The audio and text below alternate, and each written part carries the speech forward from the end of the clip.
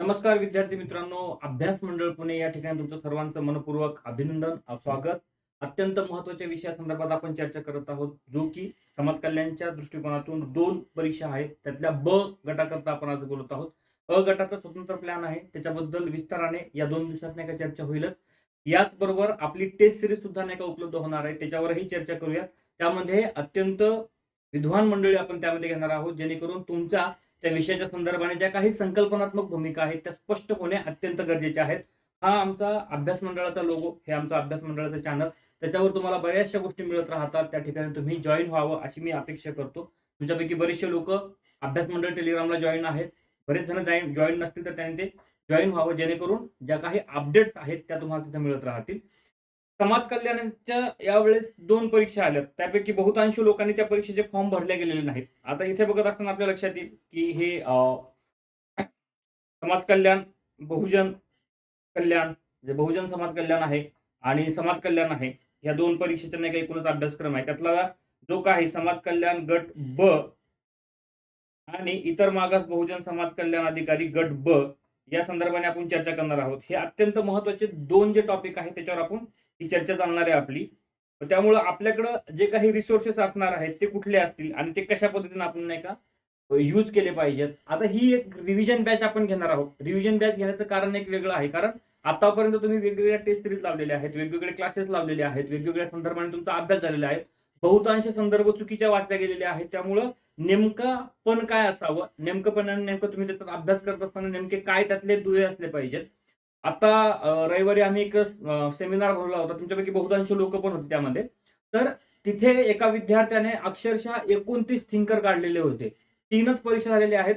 2009, 2012 आणि 2013 यामधल्या 3 पेपर्स त्याने सगळे संकलित करून 29 थिंकर काढलेले आहेत. मी आवर्जून तुम्हाला सांगेल की एवढे थिंकर वाचणं अत्यंत गरजेचं नाही.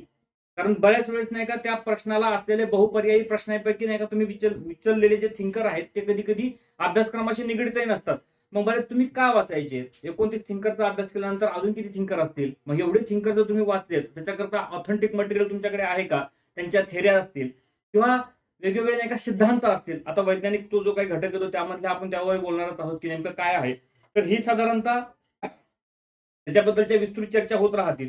मग ही एक आपली एक वैशिष्ट्यपूर्ण बॅच तयार होणार आहे. ती याच्या संदर्भाने आहे की तुमच्या सगळ्या परीक्षेचा अभ्यास जर झालेला असेल तर रिव्हिजन बॅचला तुम्ही या.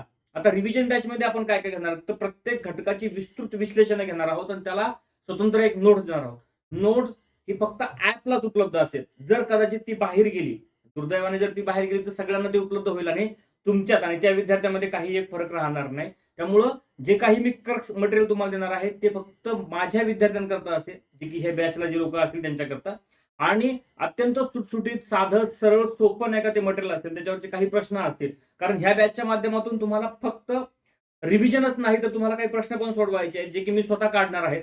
याच्याकरता मी आवर्जून सांगेल की कुठले कुठले संदर्भ तुम्हाला वाचायचे आहेत, काय कुठलं वाचायचं आहे, नेमकं हे कुठून वाचलं पाहिजे, याच्याबद्दलही आपण सातत्याने चर्चा करत आहोत. जर तुम्ही ही बॅच घेतली तर तुमचा एक स्वतंत्र टेलिग्राम ग्रुप असेल, माझा स्वतंत्र कॉन्टॅक्ट नंबर तुमच्याकडे असेल आणि तुमच्यासोबत चर्चा पण असेल की नेमकं सर हे कुठपर्यंत आलेलं आहे, काय आहे, डेली टार्गेट पण तुम्हाला द्यायचा माझा प्लॅन चाललेला आहे की तो कितपर्यंत वर्क होतो तो बघूयात. कारण परत बरेचसे लोक यामधले राज्यसेवा करणारे आहे आणि राज्यसेवेच्या जर तारखा आता झाल्या समजा जाहीर, तर मग पुन्हा तिकडे किती वळायचं आहे, इकडचा अभ्यास किती करायचा आहे आणि यातला महत्वाचे जे 2 घटक आहेत त्याच्यावरही आपण चर्चा करणार आहोत. त्यामध्ये एक आहे अत्यंत महत्वाचा, विज्ञान आणि अभियांत्रिकी. आता हा विज्ञान आणि अभियांत्रिकी या घटकामधल्या आपल्या जर तुम्ही राज्यसेवा करत असाल तर पेपर क्रमांक 4 मधलं सायन्स अँड टेक इथे किती वापरायचं, त्यातले किती नाही का दुवे तुम्हाला वापरायचे याबद्दलही चर्चा करूयात.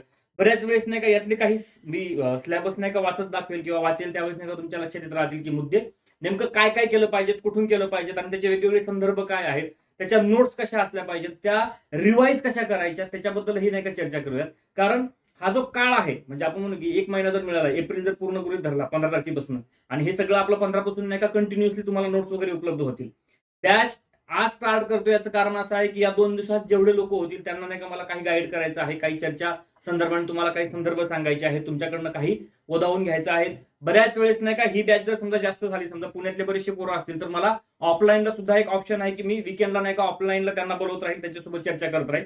म्हणजे जेणेकरून काय होईल की तुम्ही टच मध्ये राहाल. ऑनलाईन किती इफेक्ट होतो हे मला माहित नाही, पण ऑनलाईनची गरज अशी आहे की बरेच गावखेड्यात पोरं बसलेले आहेत, वेगवेगळ्या शहरात नाही का पोरं बसलेले आहे आणि मी एकटा तिथपर्यंत पोहोचणं शक्य नाही फिजिकली. मग त्यामुळं ऑनलाईन हा सोर्स अत्यंत योग्य आणि किफायतशीर आहे. म्हणजे सुलभतेने या सगळ्या गोष्टी तिथे उपलब्ध होऊ शकतात. त्यामुळं याकडेही बघूयात. साधारणतः ही परीक्षा किती प्रश्नांची आहे, त्याच्याकडे मी वेगळे काही बोलणार नाही. साधारणतः 200 प्रश्न आणि मुलाखत याच्यावरही आपण चर्चा करूयात. मुलाखतीला नेमकं तुम्हाला कसं बोलायचं आहे, मुलाखतीच्या बद्दलच्या नाही का वेगवेगळ्या भूमिका तुमच्या स्पष्ट करून देईल मी, की नेमकं काय बोललं पाहिजे. संवाद एक नावाचं शास्त्रच आहे आणि त्या शास्त्राबद्दल आपण चर्चा करूयात. कारण बऱ्याच वेळेस संवाद कसे खुंटीत होतात, बऱ्याच वेळेस नाही का आपले उत्तर कसे आरोगंशी येतात, बऱ्याच वेळेस प्रश्न विचारला असतो एक, आपण उत्तर देतो एक. याच्याकडेही नाही का बारकाईने लक्ष देऊयात. कमी आणि मोजकं कसं बोलावं, एखाद्या प्रश्नाचं उत्तर साम्यकपणे कसं द्यावं, याच्याबद्दलही चर्चा करूया. पण ते आता काही हा अत्यंत महत्त्वाचा घटक नाही, पण याच्यावर आपली चर्चा होणार आहे हे निश्चित आहे. ज्यावेळेस तुमची ही परीक्षा होईल त्यावेळेस स्वतंत्र प्लॅन करूयात. तो ऑनलाईन करता आला तर ऑनलाईन करूया आणि ऑफलाईन असेल तर ऑफलाईन करूयात. पण जे लोक पास होतील त्यांच्याकरताच तो असेल, कारण ज्यांना ती संधी नसेल त्यांना ती विनाकारण त्यावर आता चर्चा करण्यात काही एक अर्थ नाही. पण हा माझ्या डोक्यात पुढचं नियोजन आहे, की जर तुम्ही प्रत्यक्ष पुण्यात असाल तर पुण्यात भेटत राहू, बोलत राहू. पण जर तुम्ही पुण्यात नसाल तर ते ऑनलाईन स्वरूपात काही तसं काही करता येईल का, त्याचे मॉडेल्स तयार करता येतील का, त्या मुलाखतीच्या संदर्भाने काही चर्चा करता येईल का, त्याच्यावरही बोलूया. मराठी, सामान्य ज्ञान, बुद्धिमापन चाचणी आणि हे समाज कल्याण अध्ययन हा अत्यंत महत्त्वाचा आपल्यासाठी घटक आहे. मग आता त्यामध्ये मराठीत पेपर होणार आहे. सगळं माध्यम मराठीत आहे. प्रश्न नाही का त्यांनी तुम्हाला मराठीत विचारणार आहेत. त्यामुळं त्याच्या काही अडचण येणार नाही. प्रश्नाची संख्या 100 असणार आहे. गुण 200 असणार आहे. त्यामुळे नाही का तुमची पेपर सोडवण्याची जी काही नाही का पद्धत आहे ती एका तासातच असली पाहिजे. जी की तुम्ही सरळ सेवेच्या अंतर्गत किंवा कंबाईनच्या अंतर्गत बरेच पेपर सोडवले असतात. त्यावेळेस तुमचे प्रश्न योग्य येणे अत्यंत महत्त्वाचे आहे. त्यांना पेनल्टी सुद्धा त्यांनी दिलेली आहे. त्याबद्दलचं मी ते कट केलं. ते मला काही फारसं महत्त्वाचं वाटलं नाही. जर ते महत्त्वाचं नाही तर ते तुम्ही वाचून घेतलं तरीही तुम्हाला कळेल. कारण त्याच्यावर तिथे वेळ घालण्यात काही अर्थ नाही. वस्तुनिष्ठ बहुपर्याय याच्याकडे पुन्हा नाही का आवर्जून बोलतो. 2012, 2009, 12 आणि 13 असे 3 पेपर नाही का आपल्याकडे उपलब्ध आहेत. त्याच्यावर आपण चर्चा करूया. हे सगळं तुमच्या लक्षात आलं, की पुढे-पुढे कसं जात होतं. मग ते वेगवेगळे घटक कसे आहेत त्यातले आणि त्याच्यावरचा प्रश्न कसा विचारलेला होता. आता पुढचा प्रश्न कसा असणार आहे, थिंकरवर नेमकं काय विचारतायत. आता समजा नाही का विज्ञान तंत्रज्ञानाच्या काय नेमक्या पार्श्वभूम्या चाललेल्या आहेत, नेमके काय बदल चाललेले आहेत. सध्या आढावा जर घेतला तर त्याच्यावरही आपण चर्चा करत राहूयात. त्यामधला अत्यंत महत्त्वाचा घटक आहे तो म्हणजे आहे, की वैज्ञानिक विचारसरणी आणि त्याचा दृष्टिकोन. आता वैज्ञानिक विचारसरणी आणि त्याचा दृष्टिकोन, त्याचा जर विचार करताय तुम्ही, तर नेमकं कशा पद्धतीने ते करता येईल त्यावर आपण नाही का चर्चा करूयात. साधारणतः त्यामधलं एक स्वरूप आहे, की विज्ञानाचे स्वरूप काय आहेत? स्वरूप त्याचं नाही का स्वतंत्र नोट मग काय-काय आहे? वैज्ञानिक प्रगती म्हणजे कोण-कोण लोकं आहेत? त्यांचे काय-काय सिद्धांत आहेत? त्यांनी काय कशा थेऱ्या मांडलेल्या आहेत? त्याचे गृहीतक आहेत का? आणि ते मांडल्यानंतर नेमकं कशा पद्धतीने? तुम्ही आम्ही नाही का आता तंत्रज्ञानाच्या किती आहारी गेलेलो आहोत? हे पण नाही का त्यामध्ये विश्लेषित होतंय. म्हणजे परीक्षा पद्धती 2024 मध्ये देतात हे तुमच्या डोक्यात असू द्या, न की तुम्ही 2012 ला देतात. म्हणून सरळ साधे प्रश्न विचारले जाणार नाहीत. याकडे आवर्जून लक्षात घ्या. म्हणजे तुम्हाला इतर लोकांनी काय सांगितलं, कसं शिकवलं याचं मला काही माहीत नाही. पण माझ्या बाजूने नेमकं नाही का तुम्हाला सावध करणं हे गरजेचं आहे. प्रश्न बहुपर्यायी असणार आहे, त्यातही किचकट असणारे आहे. एकाच प्रश्नाला 4 पर्याय आणि 4 उपपर्याय असणार आहेत. याच्याकडे आवर्जून लक्ष द्या. म्हणजे काठिण्य पातळी ही पदवीची जरी असली तरी ही स्पर्धात्मक नाही का पातळी असणार आहे. हे जर तुम्ही विसरला तर कदाचित नाही का तुमच्या हे सगळा अभ्यासक्रम अंगलट येण्याची दाट शक्यता आहे. परीक्षा पद्धती अत्यंत सोपी आहे. एकच परीक्षा आहे. त्यामुळे तुम्ही जिथं चांगले मार्क घेसाल तर ती परीक्षा पास होण्याची शक्यता फार जास्त आहे. दुसरी महत्त्वाची गोष्ट या परीक्षेचं प्रमोशन आणि स्वतंत्र विभाग असल्यामुळे इतर जे काही नाही का तुम्हाला बरेच वेळेस प्रेशर असतं, पब्लिक प्रेशर असतं, तर ते बरेचसं नसतं. काम करण्याला खूप सारा वाव आहे समाज कल्याणमध्ये. खूप सारे नाही का आहेत. विशाल लोंढे सर त्या दिवशी आले होते. त्यांनी खूप साऱ्या गोष्टी सांगितल्या तुम्हाला, की नेमकं तुम्ही काय करू शकता आणि किती कामं करू शकता. इमिजिएटली किती ॲक्शन घेऊ शकता आणि किती पॉवर आहे तुमच्याकडे. याचा समाज कल्याण अधिकारी म्हणून त्यांचं सिलेक्शन आहे. आता सहाय्यक आयुक्त म्हणून ते काम करतात पुण्यामध्ये. तर त्यांनी ते सगळं तुम्हाला सांगितलं. अशीच एखादी भेट परत नाही का आपण त्यांच्या माध्यमातून घेऊयात. मी सरांशी बोललो. सर त्यावेळेस ते म्हणले, की ठीक आहे. परत एखाद्या दिवशी 15 दिवसांनी आपण एखाद्या दिवशी परत भेटूयात. त्यावरही चर्चा होत राहील, की नेमकं तुमचे काही प्रश्न असतील, अभ्यासाच्या संबंधाने असतील किंवा प्रशासनाच्या संबंधाने असतील किंवा व्यक्तिमत्व चाचणीच्या संदर्भाने असतील किंवा मुलाखतीच्या संदर्भाने हे काही जे काही तुम्हाला जे काही वाटतं त्याच्यावर नाही का स्वतंत्रपणे चर्चा करत राहू. विज्ञानाचे काही पूर्वगृहीतक असतात का? आणि ते असतात तर मग ते कशा पद्धतीने असतात? याच्याकडेही आपण एकदा बघूयात. कारण स्वतंत्रपणे हे मुद्दे जर आपण चर्चेला घेणार आहोत, तर त्याच्या स्वतंत्र नोट्स मला तुम्हाला उपलब्ध करून द्यायच्या आहेत आणि त्या ॲपलाच राहतील. त्याची मी नाही का खबरदारी घेईन. मला ते अपेक्षित नाही, की माझी नोट्स नाही का सगळ्या लोकांनी वाचावी आणि सगळ्यांपर्यंत ती पोहोचावी. मला की मी जी नोट देणार आहे किंवा मी जे शॉर्ट फॉर्म देणार आहे किंवा मी जे शॉर्टकट मुद्दे देणार आहे, त्याच्यावर कशी चर्चा करायची, हे जोपर्यंत तुम्ही लेक्चर पाहणार नाही, तोपर्यंत नोट्स फक्त नोट्स राहील. त्यामुळे बऱ्याच वेळेस नाही का नोट्स ही संक्षिप्त असेल, बऱ्याच वेळेस नाही का संदिग्ध असेल. संदिग्ध नोट्स ही तुम्हाला तोपर्यंत कळत नाही जोपर्यंत तुम्ही त्याच्यावर बोलत नाही. आणि मग त्याच्यावरचे प्रश्न जर दिले तुम्हाला, समजा नाही का एखादा आता आपण घेतला की विज्ञानाचे स्वरूप आहे किंवा आता वैज्ञानिक विचारसरणी आणि त्याचा दृष्टिकोन घेतला, तर मग नेमके काय प्रश्न आहेत किंवा नाही का आता शास्त्रीय पद्धती घेतल्यात त्या विज्ञानाच्या आहेत बरं का. त्या ज्या काही मेथोडॉलॉजी असणार आहेत त्या सायन्सच्या दृष्टिकोनातून असणार आहे. मग त्या कुठल्या असणार आहेत? असं उदाहरणार्थ आपण साधं घेऊयात. उदाहरणादाखल की सफरचंद झाडावरनं खाली पडला आणि न्यूटनला कळलं की बाबा हा गुरुत्वाकर्षणाचा नाही का सिद्धांत आहे. तर मग ते कधी कळलं त्याला? त्याच्या अगोदर सफरचंद झाडावरनं खाली पडत नव्हते का? न्यूटन झाडाखाली बसला आणि सफरचंद पडलं असं काही घडलंय का? मग हे नेमकं काय झालं नेमकं? त्यावरही आपण चर्चा करत राहू. कारण काय आहे की छोटी गोष्ट असते आणि ती गोष्ट नाही का बऱ्याच वेळेस लक्षात येत नाही आणि त्याचे सिद्धांत कसे आहेत, त्याच्या पद्धती कशा आहेत आणि नेमकं कशा पद्धतीनं. बरेचसे शोध हे ऍक्सिडेंटली असतात. म्हणजे शास्त्रज्ञाने बरेचसे शोध काय जे लावलेले ते ऍक्सिडेंटलीच आहेत आणि मग त्याला बऱ्याच वेळेस नाही का प्रमाणीकरण आहे. मग त्याला नाही का शास्त्रीय पद्धती आहेत, त्याला काही निकष आहेत, त्याला अनुमान लागलेले आहेत आणि त्याच्यानंतर ते सिद्ध झालेलं आहे. आज ते नाही का तुम्हाला व्यवस्थितपणे कळत राहील. मग आता ते तुम्हाला बऱ्याच वेळेस नाही का लाईटचा नाही का किंवा बल्ब म्हणतात त्याला, त्याचा नाही का शोध लागलेला एडिसनचं उदाहरण दिलं जातं. 99, 1000 वेळेस नाही का प्रयोग असे वगैरे ते सांगितले जातात. पण मग ते नेमकं काय आहे, त्यातलं वास्तव काय आहे, कुठले नाही का गुणधर्म त्याने स्वीकारले आणि कशा पद्धतीने ते आलेले आहे. मग सापेक्षवादाचा सिद्धांत नेमका काय सांगतो? निरपेक्षवाद आहे का? सापेक्षवाद जर म्हणतो एखादा तर मग निरपेक्षवाद आहेत का? याच्याबद्दल हे नाही का स्वतंत्र चर्चा केली पाहिजे. त्याच्याबद्दल वेगवेगळे संदर्भ आणि वेगवेगळे शास्त्रज्ञ हे तुम्हाला आवर्जून वाचावे लागणार आहेत. हे मी इथे आवर्जून नमूद करतो. त्याचे मी संदर्भ देईलच. मी काय संदर्भ असणार आहे त्याच्यावर मी चर्चा करेल. लेक्चर अशा स्वरूपाचे घ्यायचे की फळ्यावर घ्यायचे आपण ते ठरवूयात. म्हणजे डिजिटल बोर्डला जर घ्यायचं काम पडलं तिथे घेऊया. पण मला हे थोडंसं सोयीस्कर वाटतं. म्हणजे निवांतपणे आपल्याला इथे चर्चा करता येते. वैज्ञानिक ज्ञान हा त्यातला घटक आहे की काय नेमका बाबा वैज्ञानिक ज्ञान आहे. तर त्यावरही नाही का आपण चर्चा करूया की काय नेमकं असतं. हे ज्यातले नाही का 4 मुद्दे आहेत त्याच्यावरचे स्वतंत्र नोट्स तुम्हाला उपलब्ध करून जाईल. आधुनिकीकरण किती आहे? आधुनिकीकरण म्हणजे नेमकं काय आहे? विज्ञान म्हणजे नेमकं काय आहे? सायन्स कशाला म्हणतो आणि हे सायन्स आणि हे आधुनिकीकरण नेमकं काय आहे? सायन्सला तुम्ही शास्त्र असं म्हणता का आणि ते शास्त्र कसं आहे? शास्त्र हे मारक आहे की तारक आहे याच्याबद्दलही चर्चा करत राहू. नेमकं काय आहे? आधुनिकीकरण म्हणजे काय आहे? त्याचे किती प्रकार पडतात? आधुनिकीकरणाचा काय परिणाम झाला आणि नेमकं तुम्हाला त्याच्यावर तुमच्या जीवनावर किंवा समाजमानावर काय परिणाम झाला? याचे नाही का काही परिणाम आहेत का? ते कोणी लिहिले आहेत का? त्याच्याकरता काही वेगवेगळ्या पुस्तकं आहेत त्याच्यातून तुम्हाला ते क्रक्स काढून दिले जाणार. परत एकदा सांगतो तुम्हाला, संदर्भ पुस्तकांची मागणी करू नका. माझ्याकडच्या नोट्स ज्या राहतील त्या नोट्स तुम्ही फक्त नोट्स तुम्हाला 15 तारखेपासून पुढे मिळतील. कारण माझे जे टायपिस्ट आहेत, आज ईद असल्यामुळे ते ईद सण साजरा करतील आणि 1-2 दिवसाची सुट्टी आहे त्यांची. तर ते बाहेर पण जाणार आहेत. तर त्यामुळे ते 1-2 दिवस नाही. रविवारची त्यांची वीकली ऑफ असतो. त्यामुळे हे 2 दिवस जातील आणि रविवार पण जातो. पण सोमवारी नाही का हे सगळं सुरळीत होईल हे मी तुम्हाला सांगतो. कारण माझ्याकडच्या नोट्स मी तयार करून ठेवलेल्या आहेत. फक्त मला टाइप करायच्या आणि तुम्हाला नाही का त्या स्पेअर करायच्या आहेत आणि त्या फक्त ॲपलाच असतील. हे वारंवार सांगतो. त्या बाहेर मी देणार नाही. तर तुम्हाला कोर्स घ्या अथवा नका घेऊ याच्याशी माझं काही फारसं हे नाही. पण ते काही जे काही देणार आहे मी, मला 10 जरी पोरं आले तरी मी ते शिकवेल. पण ते मला काही साहित्य बाहेर पाठवायचं नाही. कारण मी तो क्रक्स जो काढतोय तो वेगवेगळ्या पुस्तकातून काढतोय. आणि तो जर वेगवेगळ्या पुस्तकातला काढतोय आणि तो जर अचानकच तुमच्या आयत्या हातात पडत असेल, तर त्यात काही फारसं म्हणजे त्याला तथ्य राहणार नाही असं मला वाटतंय. आधुनिकीकरण आणि भारत ही एक चर्चा होणं अत्यंत गरज आहे. म्हणजे काय आहे भारताची नेमकी दिशा? आधुनिकीकरणात नाही का भारत कुठे आहे? आधुनिकीकरणाच्या काही कविता आहेत का? जागतिकीकरणाचे काही परिणाम झालेले आहेत का? जागतिकीकरणानंतरच्या काही कविता आहेत का? संदर्भ साहित्य आहेत का? याच्याकडे तुम्ही आवर्जून एकदा बघितलं पाहिजे. त्यामुळे काही समस्या निर्माण झालेल्या आहेत का? आणि त्याच्यावरची उपाययोजना नेमक्या काय आहेत? म्हणजे आज जे तुम्ही बघताय त्या सगळ्या प्रक्रियेचा जर विचार करता तर तुमच्या हे लक्षात येईल की ह्या अभ्यासक्रमाचा जो घटक आहे तो सारासार विचार साधण्याचा आहे आणि त्याला काही संदर्भ, त्याला काही नाही का प्रमाण, त्याला काही अनुमान हे लक्षात तुमच्या असले तर तुमच्या प्रश्नांची उत्तरं योग्य येतील. काही थिंकर तुम्हाला वाचायचे आहेत, काही शास्त्रज्ञ तुम्हाला वाचायचे आहेत. त्याच्यातून नेमके त्यांचे काय नाही का दोष होते, काय उपाययोजना होत्या, कशा पद्धतीने त्यांच्या थेऱ्या होत्या, त्या थेऱ्या कशा अंमलात आल्या आणि नंतर त्याचा परिणाम काय झाला याच्यावर चर्चा असेल. पुढचा मुद्दा आहे जागतिक तसेच भारतातील वैज्ञानिक. आता हे इथे बघा तुम्हाला हे जे वाचायचे आहेत ते वैज्ञानिक वाचायचे आहेत.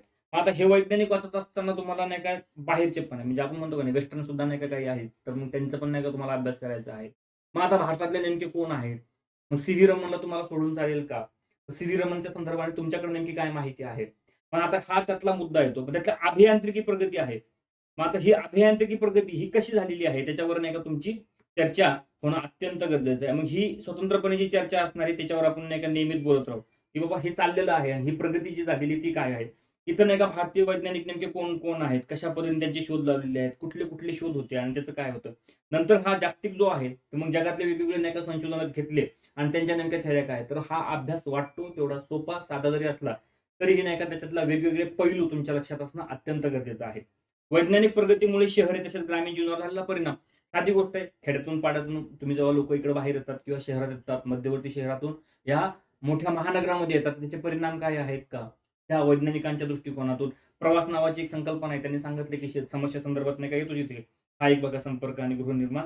ही काही नाही का संपर्काची समस्या असेल किंवा आता संपर्क विषयक समस्या आहे ती असेल किंवा गृहनिर्माणाच्या समस्या असतील, शैक्षणिक समस्या असतील तुमच्या, पर्यावरणाच्या समस्या, आता जंगलाच्या जंगल नाही का शहरं झालेले आहेत. तर हे सगळे मुद्दे त्यामध्ये जेव्हा तुम्ही बघताय, तर ते त्यातलंच एक घटक आहेत का? त्याचे परिणाम जे आहेत ते कुठे कशा-कशा पद्धतीने झालेले आहेत आणि त्याच्यावरचे उपाय, मग तुम्हाला काय उपाय आहेत? तर हे तुमच्या सारासार विवेकबुद्धीतून ते असले पाहिजेत.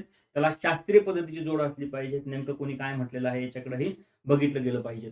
म्हणजे आपण बऱ्याच वेळेस म्हणतो का नाही, एखादी समस्या आहे आणि त्याची उपाययोजना काय आहेत? आणि जर तर तुमच्या लक्षात येत नसतील, तर ते वेगळे पण ठरतं. ग्रामीण जीवन काय आहे? तर तुम्ही आम्ही सगळे ग्रामीणचे आहोत आणि त्या ग्रामीणच्या लोकांच्या दृष्टिकोनामध्ये नेमके काय परिणाम आहेत, त्यांच्या काय समस्या आहेत आणि वैज्ञानिक दृष्टिकोनातून त्यावर काय परिणाम करता येतील. वैज्ञानिक प्रगती जी झालेली आहे, म्हणजे उदाहरणार्थ बीटी कॅप्टॉन वगैरे जे असतील किंवा वेगवेगळे नाही का टिश्यू कल्चर्स असतील, तर ते नेमके कशा पद्धतीने त्या शेतकऱ्यांच्या जीवनात किंवा ग्रामीण लोकांच्या जीवनामध्ये आता समाविष्ट झालेले, त्याच्यावर तुम्हाला स्वतंत्रपणे चर्चा करायची आहे. मग आता बीटी कधी आलेलं आहे? बीटीचा वाद काय होता? बीटी कशा पद्धतीने ती उपलब्ध झालेली होती? मग नेमकं कशा पद्धतीने ते समाविष्ट झालेलं आहे? मग टिश्यू कल्चरमध्ये आणि ह्या बीटी बियाण्यामध्ये काही फरक आहे का? ते कशा पद्धतीने आहेत? त्यांच्या लागवडीच्या पद्धती काही वेगळ्या आहेत का? किंवा त्यांच्यात जे काही रसायनं वापरल्या जातात किंवा स्पेरके वापरले जातात, त्याचा काही परिणाम जमिनीवर होतो का? मानवी देहावर होतो का? किंवा मानवी जीवनावर होतो का? याच्याकडे बारकाईने लक्ष वेधल्या गेलं पाहिजे. काही केसेस झालेल्या आहेत, त्या केसेस सुद्धा तुमच्या लक्षात असले पाहिजेत. म्हणजे अखिल भारतीय मराठी साहित्य संमेलन जेव्हा यवतमाळला झालेलं होतं, राची ढेरे ह्या त्याच्या अध्यक्ष होत्या आणि त्यावर्षी राज्यसेवेला एक निबंध विचारलेला होता. जगाचा पोशिंदा कंस केला होता शेतकरी आत्महत्येच्या विळख्यात आणि त्याच वर्षी एक केस झालेली होती एंडोसल्फानची. यवतमाळमधले कितीतरी शेतकरी एंडोसल्फानच्या फवारणीमुळे वारले होते. हा तुमच्या वैज्ञानिक प्रगतीचा जो काही भाग आहे, हा तुमच्या नाही का एकूण जीवनावर परिणाम करतो का? हे तुमच्याकडे एक साधे संदर्भ जर माहीत नसतील, तर कदाचित तुमचा अभ्यास हा फक्त नाही का एका दृष्टिकोनातून नोट्स वाचणे, पुस्तकं वाचणे आणि तेवढाच गेला तर तो क्रिटिकल होईल. बऱ्याच वेळेस नाही का तुमच्या लक्षात येणार नाही प्रश्न कसा सॉल्व्ह करायचा. त्यामुळं तुम्ही आवर्जून याच्याकडे लक्ष द्या, की तुमचा अभ्यास हा व्यासंगी स्वरूपाचा असला पाहिजे. तुमचा अभ्यास हा सगळ्या भूमिकेला स्पर्श करणारा असला पाहिजे. तर तर त्या परीक्षेचा नाही का जो काही गाभा आहे तो तुमच्या लक्षात येईल. हे आवर्जून सांगतो. आता पुढचा एक समस्या आहे. भारतीय समस्यावर वैज्ञानिक उपाय काही आहेत का? आता ऊर्जा आहे. ऊर्जा ही कुठली आहेत? कुठल्या-कुठल्या ऊर्जा आहेत? त्या नाशवंत आहेत का? आणि त्याच्यावरचे काय उपाय सांगितले आहेत? म्हणजे सोलर पॅनल वगैरे तुम्हाला सांगितले जातात किंवा वीजबद्दल नाही का सांगितलं. इलेक्ट्रिक नाही का तुमच्याकडे कार्स आणि गाड्या आलेल्या आहेत. त्या कशा आलेल्या आहेत? त्याची नाही का निर्मिती काय होती? मग आता बऱ्याच वेळेस म्हणू की आपण असं बऱ्याच वेळेस विनोदानं पण म्हटलं जातं, की बाबा पेट्रोल नाही तर डिझेल नाही तर कोळसा तर तुम्ही जाळताच आणि वीज निर्मिती करताय. मग बॅटरीसाठी नेमकं तुमच्याकडे काही गवाड सापडलं म्हणून तुम्ही काय केलेलं आहे का? नेमके लिथियमचे साठे कुठे सापडले आणि किती प्रमाणात सापडले? त्याचा परिणाम काय होतो? जागतिकीकरणामध्ये त्याचा काय नेमका हातभार लागणार आहे? त्याची आवक-जावक किंवा नाही का आयात-निर्यात जी होणार आहे, ती कशा पद्धतीने होणार आहे? त्याच्यावरही नाही का थोडक्यात जर बोलला, तर तुमच्या ते लक्षात येईल की नेमके काय मुद्दे आहेत. अन्नधान्याची समस्या 70-72 कालखंड घ्या. तुम्हाला काय समस्या होत्या? आजची अवस्था काय आहेत? अन्नधान्याच्या संदर्भाने तुम्ही आज समृद्ध आहात का? किंवा तुमच्या पिकाला भाव नाही, अशा पद्धतीचे बरेचसे मथाळे तुमच्या न्यूजपेपरमध्ये येत राहतात. ते तुम्ही वाचताय का? त्याच्याबद्दल हे बघितलं पाहिजे. कुठली समस्या आहे? मग नेमके पेटंट ॲक्ट कसे येतात? तांदूळाच्या संदर्भाने काही केसेस झालेले होते का? काही लँडमार्क जजमेंट आहेत का नेमके या अन्नधान्याच्या समस्याने? त्याचा थोडासा जरी अभ्यास केला, तर तुमच्या मुद्दा लक्षात येईल की नेमकं तुम्हाला काय करायचं. लोकसंख्या हा एक स्वतंत्र घटक आहे. लोकसंख्येच्या संदर्भाने तुम्ही जगात तुमची जी लोकसंख्या आहे ती अत्यंत वाढलेली आहे आणि आता जेव्हा तुम्ही विचार करता, तेव्हा तुम्ही जगाच्या तुलनेत पहिल्या क्रमांकावर आहेत. एवढी नाही का तुमची लोकसंख्या आहे. मग जमिनीचा भूखंड जर विचार करता तर तो किती आहे? तुमच्या वाट्याला किती आलेला आहे? त्यातही पाणी किती आलेलं आहे पिण्यायोग्य? मग त्याचा नाही का तुम्ही ह्या संसाधनाचा वापर करत असताना तो कसा करताय? मग हे सगळ्या घटकांचा अभ्यास करत असताना उद्या येणारी समस्या काय असणार आहे? याच्याकडे बघा. शहरीकरणामध्ये तुम्ही राहत असताना घरांची टंचाई आहे का? जागेची टंचाई आहे का? रोजगाराची नाही का टंचाई आहे का? याच्याकडे हे तुम्ही बघितलं पाहिजे. पर्यावरणाची समस्या त्याला अनुषंगानेच आहे. नेमकं काय होतंय तर तुम्ही शहरातून खेड्यात आला आणि झाडं, जंगलं नाही का नष्ट केले आणि शहरं निर्माण केली ते सिमेंटीकरणाचे आहेत. तर त्याच्याकडे तुमचं कसं लक्ष येतं? त्यावर नेमके काही थिंकर्स आहेत का, काही थॉट्स आहेत का, काही लोक नाही का त्याच्यावर बोलतायत का. आता पुढचा एक आहे पर्यावरणाची समस्या. यावर काही इथले म्हणजे भारतातले जे लोक आहेत त्याच्यावरची नाही का चर्चा तुम्हाला अत्यंत गरजेची आहे. त्यातले कोण कोण आहे, माधव गाडगीळ आहे. मी ती सगळी एक यादी तुम्हाला देईल की नेमके कोण कोण आहेत. तर ते सगळे तुम्हाला एकदा वाचायचे आहेत की पाणी पंचायत पासून तुम्हाला सगळ्या लोकांचा एकदा आवाका घेऊन तो अभ्यास करावा लागेल. तुम्ही असं गृहीत धरू नका की पर्यावरण समस्या म्हणजे काय समस्या आहे, साधा पॉईंट आहे. नाही नाही नाही नाही, तुम्हाला ते वाचावं लागणार आहे, योग्य पद्धतीने वाचावं लागणार आहे. त्यातले वेगवेगळे नाही का ते जे घटक आहेत, त्यातले अभ्यासक आहेत ते तुम्हाला नाही का वाचावेच लागतील. उदाहरणार्थ सुंदरलाल बहुगुणा यांना सोडून तुम्हाला चालता येणार नाही. चिपको आंदोलनाची नेमकी पार्श्वभूमी काय होती, नेमका तो कुठला समाज आहे, मग तो नेमका काय कशा पद्धतीने तो वर्क करतो, तिकडे आज जंगलतोड होती का, मग वेगवेगळे जंगल आहेत त्याच्या संदर्भाने काही चर्चा येत राहते का, जंगलाच्या संदर्भाने असेल किंवा वाघाच्या आणि सिंहाच्या संदर्भाने चर्चा चाललेली असतील तर मग त्याकडेही तुमचं लक्ष वेधलं गेलं पाहिजे. शैक्षणिक समस्या काय आहे, मग शैक्षणिक समस्या ही फक्त ग्रामीणमध्ये सापडते का शहरीमध्ये आहे. उच्च विभूषित नाही का शिकलेला आहे पण तरीही त्याला रोजगार मिळत नाही, तर ही शैक्षणिक समस्या आहे का. किंवा आपण बऱ्याच वेळेस मी तुम्हाला एक काही पुस्तकांचे नावं सांगेल म्हणजे अभ्यासक्रमाशी रिलेटेड नाहीत पण ते वाचावेत असे काही पुस्तकं आहेत. मला असं वाटतं ते आता वाचून आहेत. बऱ्याच वेळेस नाही का या युनिव्हर्सिटींनी फक्त डिग्र्या वाटलेल्या आहेत का, आणि ज्यांच्याकडे डिग्री आहेत ते कुशल कामगार आहेत का, याच्याकडे बारकाईने एकदा बघितलं पाहिजे. महाराष्ट्राची शोकांतिका असं पुस्तक आहे अरुण सारथींचं. म्हणजे हे तुमच्या परीक्षा संपल्यानंतर कधीतरी वाचा. म्हणजे मी हे अभ्यासक्रमाशी निगडीत नाही, म्हणजे आवर्जून सांगेल मी की हे तुमच्या अभ्यासक्रमाशी नाही. त्यामध्ये नाही का त्यांनी इंग्रजांची ज्यावेळेस नाही का शिक्षण संस्था आलेल्या होत्या त्यांचे नेमके काय नाही का ते मिनिट आहेत, त्यांनी कशा पद्धतीने नाही का ते सांगितल्या होत्या त्या ह्याच्यामध्ये काय नेमके त्यांनी नाही का खलते पाठवलेले आहेत. ह्या सगळ्या संस्थेमधून नाही का त्यांना काय निर्माण करायचं होतं. तुम्हाला फक्त एवढंच माहिती की रक्ताने रंगाने काळा असला तरी तो इंग्रज असावा, गुलाम असावा आणि सुशिक्षित असावा, त्यांच्या कामासाठी वापरले जातात. त्या पुढच्या पायऱ्या जबरदस्त आहेत. शैक्षणिक धोरणं कशी ठरवले जातात, नेमक्या ऍक्ट कशा आलेल्या आहेत, आता नेमका ढाचा कसा बदललेला आहे, हे तुमच्या शैक्षणिक समस्येमध्ये आहेत. मग तुमच्याकडे नेमका वेगवेगळ्या संस्था येतात त्या म्हणजे उदाहरणार्थ नाही का काही कॉन्व्हेंट आहेत, काही एससीबीसीच्या असतील किंवा वेगवेगळ्या संस्थेमधून नाही का तुम्ही ते आहेत त्याच्याकडे काय बघतात. महाराष्ट्र मंडळाच्या काही शिक्षण संस्था असतील, राज्यवाईज काही शिक्षण संस्था असतील, त्याच्यातून विद्यार्थी जे बाहेर पडतात त्याच्या काही समस्या आहेत. उच्च विभूषित म्हणजे नेमका काय आहेत, आणि इतका शिकल्यानंतर सुद्धा नाही का एक 2017ची भरती आली होती हमालाची, आणि त्याच्यात नाही का पीएचडी वाले 4 लोकांनी फॉर्म भरला होता. अक्षरशः भरती कॅन्सल करायचं काम पडलेलं आहे. आजही नाही का पोलीस भरतीची जेव्हा जाहिरात येते किंवा तृतीय श्रेणी मधल्या किंवा चतुर्थ श्रेणी मधल्या जेव्हा जाहिराती येतात त्यावेळेस तुम्हाला उच्च विभूषित लोक नाही का त्यामध्ये फॉर्म भरताना सापडतात. म्हणजे डॉक्टर असतील, एमबीबीएस बीडीएस वगैरे लोक नाही का त्यात सापडतात. काय कारण आहेत, तर रोजगाराच्या संध्या उपलब्ध नाहीत, त्याचे नाही का हे परिणाम आहेत. गृहनिर्माण समस्या तुम्हाला ते शहरीकरणामध्ये आणि ग्रामीणमध्ये झोपडपट्टी पुनर्वसन असेल, शहरामध्ये सिडको हाडको सारखे नाही का प्रकल्प असतील.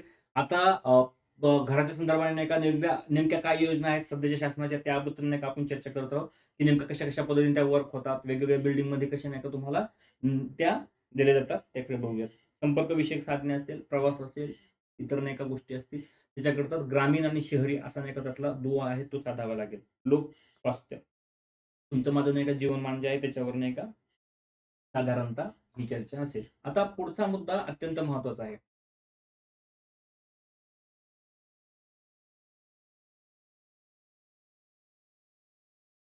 समाजकार्याचा इतिहास. आता हा काय आहे समाजकार्याचा इतिहास, तो नेमका कुठून वाचायचा तुम्हाला. वाचलं म्हणजे त्याचे मार्क येतील बरोबर. त्याच्याकडे नाही का बारकाईने आपण त्याची एक नोट्स तुम्हाला खूप काही जास्त वाचू नका. त्यावरचे प्रश्न कसे विचारतात त्याच्यावरही चर्चा करत राहू. कारण हे सगळे घटक जे आहेत तर ते तुम्हाला वाचायचे. तत्वज्ञान त्यातली फिलॉसॉफी पण समाजकार्याच्या दृष्टिकोनातून आहे, जनरल फिलॉसॉफी नाही. त्यामुळे समाजकार्याची काय फिलॉसॉफी आहे, मग तिथला समाज कार्यकर्ता असेल ते नाही का काय नाही का घटक आणि कसे काम केले पाहिजे, नेमका समाजाचा दुवा काय आहे, त्याच्या अनुषंगाने नाही का तुम्हाला कोण नाही का महान पुरुष जे असतात किंवा महान व्यक्तिमत्व आहेत ते कोणते कोणते वाचायचे आहेत. फुले आंबेडकर वाचावेच लागणार आहे. त्यांचे कार्य, महत्वाचे कार्य तुम्हाला वाचावं लागणार. समाजकार्याच्या दृष्टिकोनातून बरेचसे नाही का समाज सुधारक तुम्हाला आवर्जून वाचायचे आहेत. मग त्यांचे नाही का वेगवेगळे कार्य असतील, संस्था असतील, उपक्रम असतील ते तुम्हाला वाचायचे आहेत. मुद्दामून तुम्हाला सांगतो की त्यामध्ये जर ते घटक नसतील तरीही तुमच्या अभ्यासक्रमाचा तो अविभाज्य घटक आहे. जर तुम्ही तो सोडणार असाल तर मी म्हणेल की तुमच्या परीक्षेमध्ये तुम्हाला एक प्रश्न सुद्धा नाही का तुम्हाला खूप पश्चाताप करणारा असेल जर तुम्ही नाही का सिरियसली या परीक्षेचा अभ्यास करता. मी आवर्जून सांगेल की तुम्हाला ते वाचायचेच आहे. त्यामुळे त्याचं तत्वज्ञान जे आहे, त्याची फिलॉसॉफी जी आहे ती जनरल फिलॉसॉफी नाही का राम आंबा खातो आणि त्याने रोज आंबा खाल्ला पाहिजे आणि उन्हाळ्याचे दिवस आहेत त्याने टरबूज पण खाल्लं पाहिजे, खरबूज पण खाल्लं पाहिजे. तर ही त्याची फिलॉसॉफी नाही. फिलॉसॉफी त्याच्या वेगवेगळ्या तत्वचिंतकांची आहे, अभ्यासकांची आहे. त्यामुळे तुमच्या दृष्टिकोनातून फक्त तत्वज्ञान म्हणजे नाही का काहीही नाही का सांगू नका. त्यामुळे त्यातले महत्त्वाचे. आता हा अभिवृत्ती आणि विकास याच्याकरता स्वतंत्र काही पुस्तकं आहेत. तुम्हाला बालविकासाचं पुस्तक आहे. त्यातले काही घटक जर बघितले तर ते आहेत महत्त्वाचे. तेही नाही का तुम्हाला घेतो. दुसरे महत्त्वाचे काही संदर्भ साहित्य पुस्तकं आहेत. त्यातल्याच नोट्स तुम्हाला नाही का क्लिअर करून देतो. जेणेकरून नाही का हे दोन्ही घटक तुमचे होईल त्यामध्ये कंप्लीट.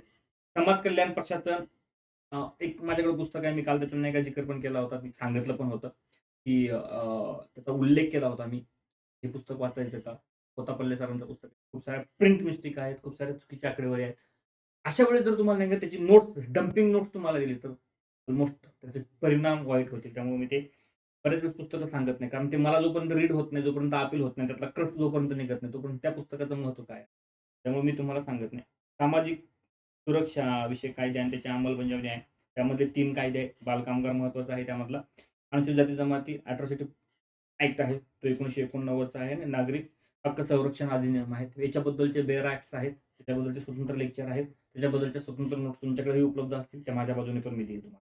सामाजिक समस्या आणि त्यावरील उपाययोजना. आता परत सामाजिक समस्या तुम्ही वैज्ञानिक समस्यामध्ये बघितल्या, इथे सामाजिक बघायच्या आहेत. सामाजिक समस्या कुठल्या-कुठल्या आहेत त्याच्यावर आपण स्वतंत्रपणे मग त्या अंधश्रद्धा निर्मूलनापासून असेल, कौटुंबिक हिंसाचार असेल, त्याच्यानंतर विवाहाच्या विवाहाच्या संदर्भाने असतील, घटस्फोटाच्या संदर्भाने असतील, बालकांच्या हत्या किंवा मुलींच्या स्त्रीभ्रूण हत्येच्या संदर्भाने असतील, वेगवेगळे आहेत. त्याचे म्हणजे एक नाही त्यामधला घटक, तर त्याचे वेगवेगळे घटक आणि त्याच्या वेगवेगळ्या पैलू आपल्याला इथे अभ्यासाचे आहेत. समाजकार्याच्या संबंधित नाही का हा एक आहे. आता इथं समाजशास्त्र सापडतो आणि अर्थशास्त्र सापडतो. तर हे 2 घटक स्वतंत्र आहेत, जे की तुमच्या जनरल समाजशास्त्रापेक्षा इतरचं समाजशास्त्र वेगळं आहे. हे आवर्जून लक्षात घ्या. जेणेकरून या परीक्षेमध्ये तुमचा हे जे प्रश्न विचारण्याच्या पद्धती असणार आहेत, त्या यावर्षी तरी नाही का तुमचं 2024 चाललेलं आहे आणि स्पर्धा बघता तुम्हाला वन लाइनर प्रश्न नसतील. हे आवर्जून नमूद करतो. अन्यथा तुम्ही तेच तुमच्या डोक्यात ठुसाल, की आमचे आजोबा खूपच श्रीमंत होते. एवढे श्रीमंत होते की विचारूच नका. पण आज तुमची अवस्था अशी आहे की तुमच्या घरी खायला काही नाही. म्हणजे हे स्पष्टपणे सांगतो, की जर तुम्हाला नाही का अभिमान जर नाही का तुमच्या आजोबाचा असेल, पण आज तुमची अवस्था जर विचित्र असेल, तर मी म्हणेल तुम्हाला तो अभिमान काहीही कामाचा नाही. म्हणून वन लाइनर प्रश्नापेक्षा तुम्हाला येणाऱ्या परीक्षेच्या दृष्टिकोनातून अभ्यास करणं अत्यंत गरजेचं आहे. तरीही नाही का त्या काळात त्या परीक्षा पद्धती तशा होत्या. आजच्या काळातल्या परीक्षा पद्धती ह्या बदललेल्या असतील. जर त्या तुम्ही स्वीकारल्या नाही, तर त्याचे परिणाम हे विपरीतपणे होतील. याकडे मी आवर्जून वळवतो.